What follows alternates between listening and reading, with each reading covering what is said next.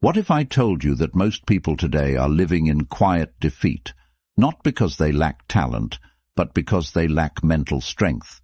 We scroll, we compare, we envy, and then we wonder why we feel stuck, weak, or lost.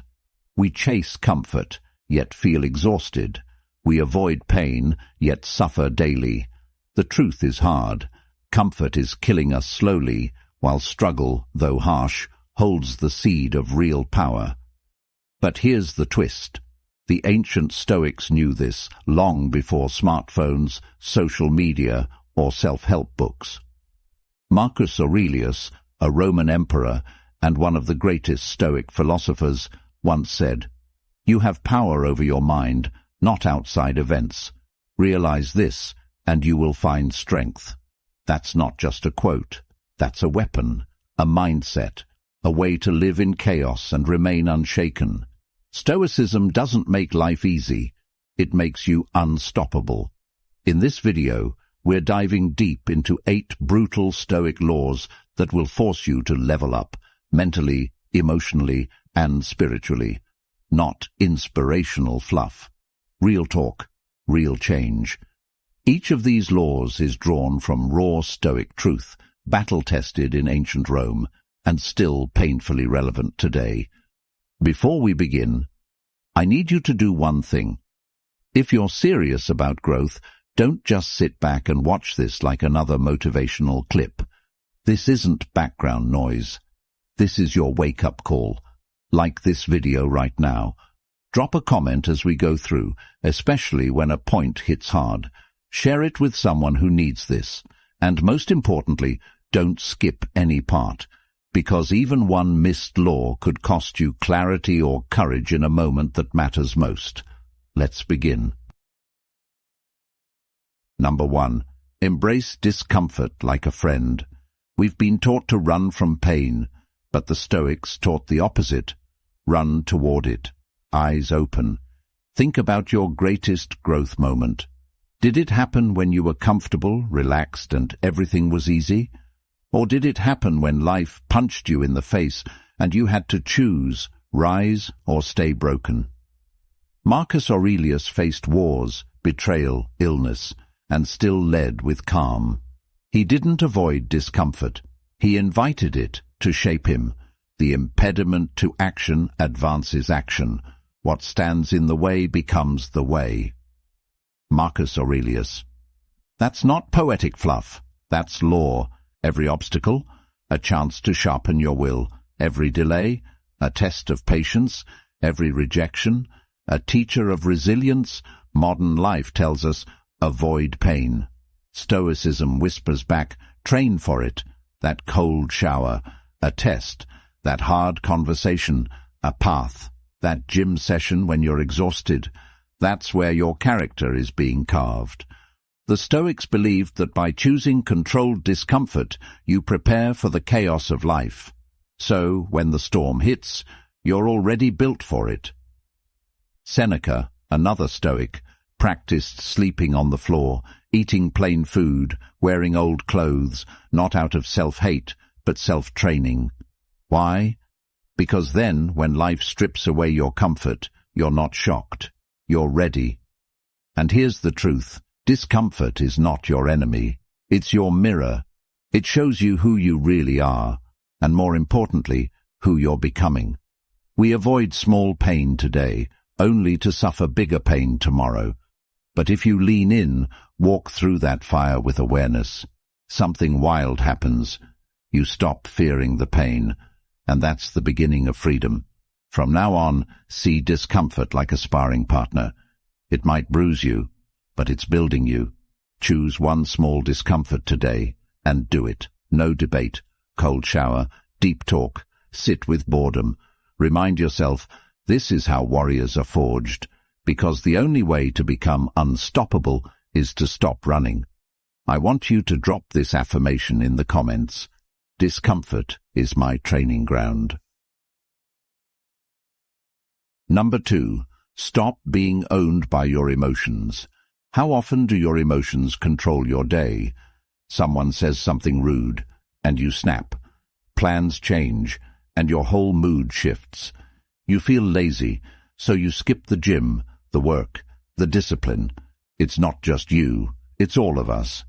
But the brutal truth: if you are ruled by your emotions, you are a slave to them. And the Stoics believed that slavery to emotion is worse than chains on your wrists. Epictetus, a former slave turned Stoic teacher, said, "Any person capable of angering you becomes your master. They can anger you only when you permit yourself to be disturbed by them." Let that sink in. That person who cut you off in traffic, you just handed them your peace. That breakup, you handed it your identity. That one rude comment online, you gave it your joy. You see, Stoicism doesn't ask you to ignore emotions. It teaches you to observe them, understand them, and respond instead of react. The difference between a child and a Stoic: the child throws a tantrum. The Stoic sits in the storm and thinks. Marcus Aurelius, the most powerful man of his time, wrote in his private journal, which became Meditations, "If you are distressed by anything external, the pain is not due to the thing itself, but to your estimate of it, and this you have the power to revoke at any moment." That's the kind of control we rarely talk about, the power to not be shaken by what doesn't deserve our energy. And yes, it's brutal, because it means you can't blame others anymore. You can't say, "He made me mad," or "She ruined my day." You realize it's all you. The reaction, that was your choice. But here's the empowering part. You can choose again. You don't have to be a slave to your feelings. You can feel anger without acting in anger. You can feel fear and still move forward. You can feel sadness without drowning in it. That's emotional strength. That's Stoic freedom. Try this next time you feel triggered. Pause, don't act. Breathe. Ask, is this feeling useful right now? Respond with intention. This isn't being robotic, it's being in control. When you stop being owned by your emotions, you become clear, calm, powerful. You show up steady, and people notice. You don't get pushed around by every little thing anymore. You're grounded. And in today's emotionally chaotic world, that kind of stability, it's rare, it's magnetic, it's unstoppable. Real growth begins when you stop being a puppet and start being the master. Number 3. Stop expecting fairness. Life owes you nothing. One of the fastest ways to suffer is to expect life to be fair. Let that settle for a second. You work hard, and someone lazier gets the promotion. You love deeply, and they walk away. You do the right thing, and still get punished. And then the anger comes. This isn't fair. But here's the Stoic truth. Fairness is a myth we create, not a rule of the universe. Marcus Aurelius wrote, "You can commit injustice by doing nothing." Even he, Emperor of Rome, saw injustice every day. But instead of whining, blaming, or spiraling into despair, he grounded himself in one unshakable idea. Life is not about fairness. Life is about strength. The Stoics never expected life to treat them kindly. They expected pain, loss, betrayal, change, and because they expected it, they were ready for it. Let's get brutally honest. Fairness is a beautiful idea, but it can also make you weak if you cling to it too tightly. When we say, "This isn't fair," what we're often saying is, "I don't like how this feels, and I don't want to deal with it." But here's the law. You don't grow by expecting fairness. You grow by facing reality and moving forward anyway. Look around. Bad things happen to good people. Evil people sometimes win. Effort doesn't always equal reward. That's not negativity. That's life. Now here's what separates the average from the unstoppable. The average person waits for fairness. The Stoic, they build power within so strong that nothing external can break them. This doesn't mean you become cold or heartless. It means you stop waiting for the world to treat you right and start treating yourself right, regardless of how the world behaves. Seneca once said, "Sometimes even to live is an act of courage, especially when life seems unfair. Here's what you do instead of complaining. You use the pain as fuel. You build skills so strong they can't be ignored. You love deeply without expectation. You face betrayal and walk forward with dignity." The Stoic approach is radical responsibility. Not because it's always your fault, but because it's always your move. You don't get to control how life hits, but you always get to control how you respond. And that response, that grounded, calm, warrior-like response, that's what makes you unstoppable. Fairness is not promised, but freedom is earned, one powerful choice at a time. Number 4, focus on what you can control. Let go of the rest. The Stoics believed that your power lies in a very small, specific place, inside your control. Everything outside of that, let it go. Epictetus said it simply, "Make the best use of what is in your power, and take the rest as it happens." Here's the trap most people fall into. They try to control other people. They try to predict the future. They obsess over outcomes, and then they wonder why they feel anxious, powerless, angry. But let's break it down. What is truly under your control? Your thoughts, your choices, your actions, your response. Everything else? Opinion, chance, uncertainty. You can't control the weather, but you can control how you dress. You can't control whether people like you, but you can control how you treat them. You can't control the economy, but you can control how much you learn, how you spend, how you prepare. That shift in focus is massive. It gives you back your power. Instead of being pulled in 100 directions by things you can't affect, you stand strong, centered in your own actions. Imagine you're in a storm at sea. The Stoic doesn't scream at the wind. He grabs the wheel and navigates the ship. That's what makes you calm when others panic, focused when others complain, disciplined when others drift. It's not about pretending the outside world doesn't matter. It's about deciding what gets your attention. And 90% of what people worry about, completely outside their control. Here's a simple practice. Every time you feel stressed, ask yourself, is this within my control? If yes, act. If no, let go. Simple. Yes. Easy. Nah. Powerful. Absolutely. Marcus Aurelius reminds us, you have power over your mind, not outside events. Realize this, and you will find strength. And when you live this, people notice. You become unshakable, not because you control everything, but because you control yourself, no matter what happens. Number 5. Practice voluntary hardship to build unbreakable will. In a world addicted to comfort, discipline becomes a superpower. The Stoics didn't wait for life to challenge them. They challenged themselves first. Not to suffer, but to strengthen. Not to punish, but to prepare. Seneca once wrote, "Set aside a certain number of days, during which you shall be content with the scantiest and cheapest fare, with coarse and rough dress, saying to yourself the while, 'Is this the condition I feared?'" This was voluntary hardship, a chosen moment of discomfort in order to build a mind that wouldn't crack under pressure. Now think about this. Most people today avoid discomfort at all costs. They never skip a meal. They never sit in silence. They never go without convenience. But what happens when life does get hard? They break. They panic. They blame. The Stoic. They've already trained for the hard days. They've already practiced hunger, fatigue, rejection, boredom, struggle. That doesn't make them invincible. It makes them adaptable. You don't build willpower by watching motivational videos. You build it by doing the thing you don't want to do, on purpose. Voluntary hardship could look like this.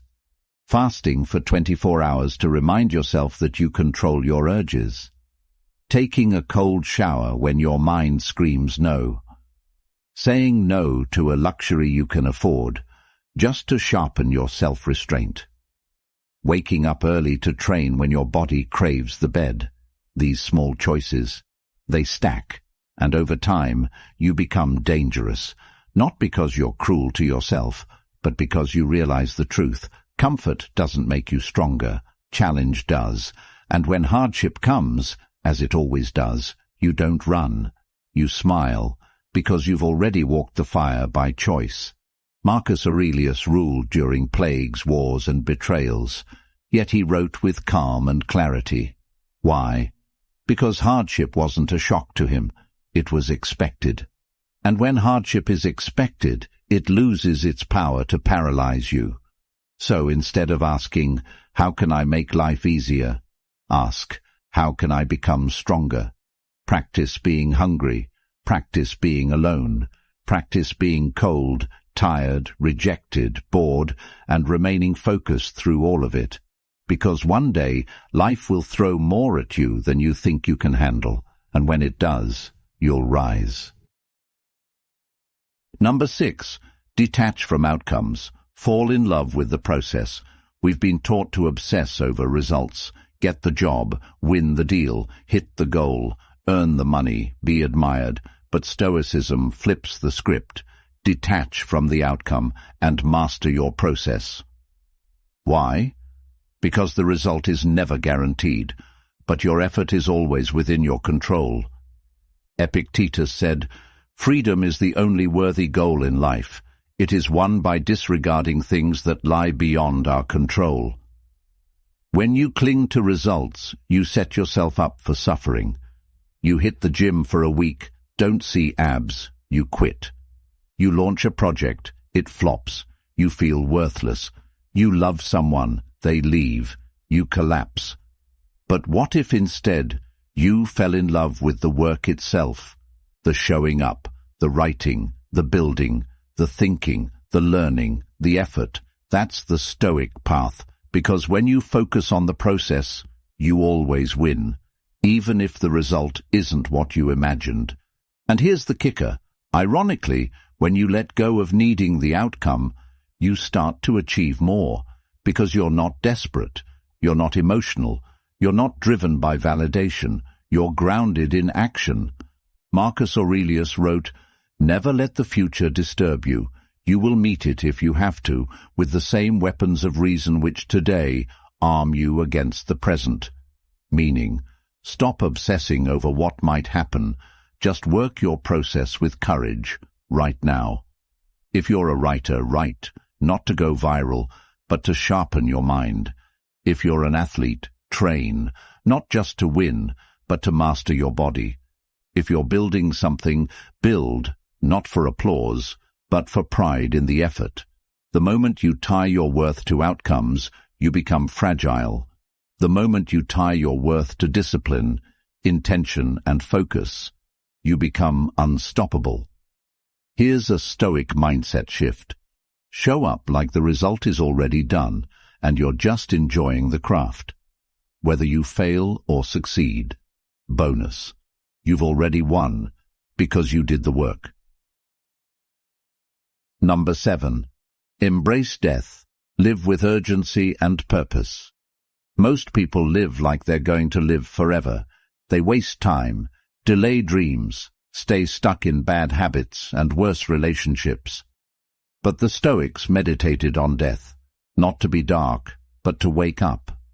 Marcus Aurelius wrote, "You could leave life right now. Let that determine what you do, say, and think." That's not fear, that's freedom. It's the realization that life is short, and we don't get to choose when it ends. So every moment wasted is a moment we never get back. Let that hit you. You don't get to wait for someday. You don't get to keep telling yourself, "I'll do it later." You don't get to assume that tomorrow is guaranteed. The Stoics practiced something called memento mori. Remember you will die. They didn't say it to be grim. They said it to stay focused, present, and intentional. Because when you truly realize that your time is limited, you stop wasting it. You stop scrolling for hours. You stop arguing over meaningless things. You stop tolerating mediocrity, and you start creating, loving, moving. Now, not later. Seneca once said, "It is not that we have a short time to live, but that we waste a lot of it." You might not control how long you live, but you do control how deeply you live. And the most dangerous lie is this: there's plenty of time. Nah, there isn't. That risk you keep avoiding, that business you keep postponing, that person you keep meaning to forgive, that change you keep saying you'll make next year. This is your moment. This is your time. The Stoic doesn't ignore death.